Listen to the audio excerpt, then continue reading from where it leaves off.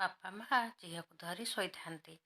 ଝିଅଟି ହଠାତ୍ ଉଠି ଯାଇ କହିଲା, ମା, ମୋ ସହିତ ଖରାପ ହୋଇଛି କହି କାନ୍ଦିବାକୁ ଲାଗିଲା। ସେତେବେଳେ ବାପା ଉଠିଗଲେ। ବାପା ଆଶ୍ଚର୍ଯ୍ୟ ହୋଇ ଝିଅର ମୁଣ୍ଡ ଆଉଁସି ଦେଇ କହିଲେ, ମା, ତୋ ସହିତ କ'ଣ ଖରାପ ହୋଇଛି? ଝିଅଟି କାନ୍ଦି କାନ୍ଦି କହିଲା, ମୋ ସହିତ ରେପ୍ ହୋଇଛି। ଏକଥା 3 ବର୍ଷର ଝିଅ ମୁହଁରୁ ଶୁଣି ବାପା ମା ଦୁଇ ଜଣଙ୍କ ମୁଣ୍ଡ ଘୋରାଇ ଦେଲା। 3 ବର୍ଷର ଝିଅ ସହିତ କିଏ ଏମିତି ଘୃଣ୍ୟ କାମ କଲା? ପ୍ରକୃତରେ କାହାଣୀଟି ହେଉଛି, ଗୋଟେ ଗାଁରେ ପ୍ରତ୍ୟେକ ଓ ପ୍ରିୟା ନାମରେ ସ୍ୱାମୀ ସ୍ତ୍ରୀ ରହୁଥିଲେ। ତାଙ୍କର ବହୁତ ଦିନ ପର୍ଯ୍ୟନ୍ତ ପିଲାଛୁଆ ହେଉନଥିଲେ। ସେଥିଲାଗି ସେ ବହୁତ ଡାକ୍ତର ଦେଖାଇଲେ। ସମସ୍ତେ କହୁଥିଲେ ପ୍ରିୟା କେବେ ମା ହୋଇପାରିବନି। ପ୍ରିୟା ସବୁବେଳେ ମନ ଦୁଃଖରେ ରୁହେ। ସେ ସବୁବେଳେ ମନ୍ଦିରକୁ ଯାଇ ମନ ଦେଇ ଶିବ ଠାକୁରଙ୍କୁ ପୂଜା କରେ। କୁହେ, ହେ ପ୍ରଭୁ ଶିବଶଙ୍କର, ଏ ଅଭାଗିନୀ ଉପରେ କରୁଣା କର। ମୋତେ ଗୋଟେ ପିଲା ଦେଇ ଦିଅ ପ୍ରଭୁ। ମୁଁ ଆଉ କେବେ ବି ତୁମ ପାଖରେ କିଛି ବି ଗୁହାରି କରିବିନି। ଥରେ ଶିବଶଙ୍କର ତା ଡାକ ଶୁଣିଲେ। ସେ ଜାଣିବାକୁ ପାଇଲା ଯେ ସେ ମା ହେବାକୁ ଯାଉଛି। ସେ ଡକ୍ଟର ପାଖକୁ ଗଲା। ଡକ୍ଟର କହିଲେ, କେବେ କେବେ କିଛି ମିରାକିଲ୍ ଏମିତି ହୋଇଥାଏ ଯେ ଆମ ପାଠପଢ଼ା ଉପରେ। କିଛି ଦିନ ପରେ ପ୍ରିୟାର ଏକ ସୁନ୍ଦର ପିଲାଟିଏ ହେଲା। ସେମାନେ ତା ନାମ ଦେଲେ ପାୟଲ। ପାୟଲ ଜନ୍ମ ହେଲା ଦିନଠାରୁ ସାମାନ୍ୟ ପିଲା ତୁଳନାରେ ବହୁତ କାନ୍ଦେ। ପାୟଲ ଯେତେବେଳେ 3 ବର୍ଷର ହୋଇଥିଲା, ସେ ଥରେ ରାତିରେ ଉଠିଯାଇ ବହୁତ ଜୋରରେ କାନ୍ଦିଲା। ମା ପଚାରିବାରୁ କାନ୍ଦି କାନ୍ଦି କହିଲା, ମା, ମୋ ସହିତ ଖରାପ ହୋଇଛି। ସେତେବେଳେ ବାପା ଉଠିଯାଇ କହିଲେ, ମା, ତୋ ସହିତ କ'ଣ ଖରାପ ହୋଇଛି?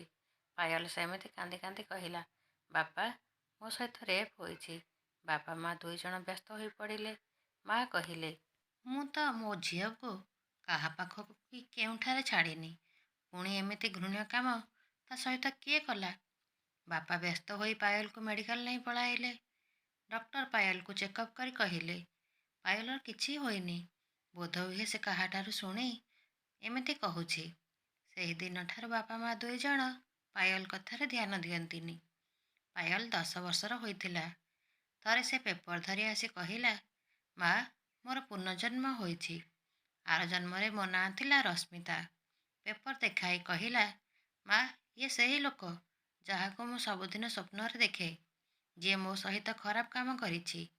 ମୋତେ ଏଇ ଲୋକକୁ ଦଣ୍ଡ ଦେବାର ଅଛି। ବାପା ଆସିବା ପରେ ମା ବାପାଙ୍କୁ ସବୁ କଥା କହିଲେ। ପାୟଲ ତା ସହିତ ପୋଲିସ ଷ୍ଟେସନ ଗଲେ। ପୋଲିସ ତା କଥା ଶୁଣି କହିଲେ, ତମେ କ'ଣ ଆମ ସହିତ ମଜା କରିବାକୁ ଆସିଛ? ପାୟଲ କହିଲା, ସାର୍, ମୋ କଥା ଯଦି ମିଛ ପ୍ରମାଣିତ ହୁଏ, ତେବେ ଆପଣ ମୋତେ ଜେଲ୍ ପଠାଇଦେବେ। 10 ବର୍ଷର ପିଲାଟିର ଏତେ କନଫିଡେନ୍ସ ଦେଖି ପୋଲିସ ବାବୁ ତାଙ୍କ କମ୍ପ୍ଲେନ୍ ରଖିଲେ। ପାୟଲ କହିଲା, ସାର୍, ମୋ ନାଁ ରଶ୍ମିତା, ଜଣେ ଗରିବ କୃଷକର ଝିଅ। ମୋ ପାଠପଢ଼ା ସରିଲା ପରେ ମୁଁ ଚାକିରି କରିବା ପାଇଁ ସହରକୁ ପଳାଇ ଆସିଲି। ପେପର ଦେଖାଇ କହିଲା, ଏ ଲୋକଟିର ନାଁ ବିକ୍ରମ ଦାସ। ତାର ଗୋଟିଏ କମ୍ପାନୀ ଅଛି। ମୁଁ ସହରକୁ ଆସିଲା ପରେ ଏଇ ଲୋକଟି କମ୍ପାନୀରେ କାମ କରୁଥିଲି। ସେ ମୋତେ ଭଲ ଦରମା ଦେଉଥିଲା।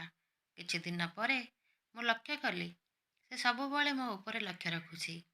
ଥରେ ସେ ମୋ ପାଖକୁ ଆସି ମୋତେ ତା ପାଖରେ ରାତି କଟାଇବା ପାଇଁ କହିଲା। ମୁଁ ମନା କରିବାରୁ ମୋତେ ବହୁତ ଟଙ୍କା ଅଫର୍ କରିଲା। ମୁଁ ରାଗିକି ତାକୁ ଜାବୁଡ଼ା ମାରିଥିଲି।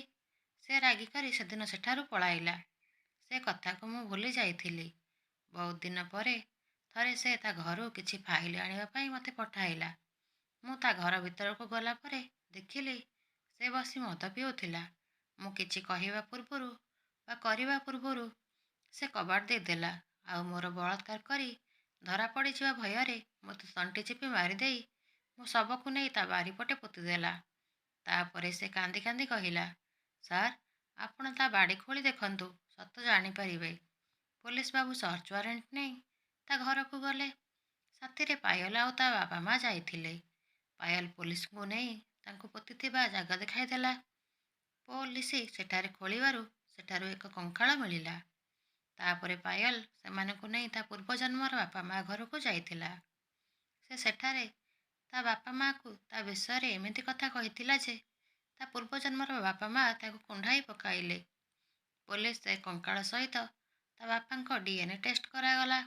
DNA ମ୍ୟାଚ୍ କରିବା ପରେ ସମସ୍ତେ ଜାଣିଥିଲେ ଯେ ସେ କଙ୍କାଳ ରଶ୍ମିତାର। ତାପରେ ବିକ୍ରମ ଦୋଷୀ ସାବ୍ୟସ୍ତ ହୋଇ ଜେଲକୁ ଗଲା। ଏହିପରି ଭାବରେ ପାୟଲ ତା ପୂର୍ବଜନ୍ମର ଦୋଷୀକୁ ଦଣ୍ଡ ଦେଇଥିଲା।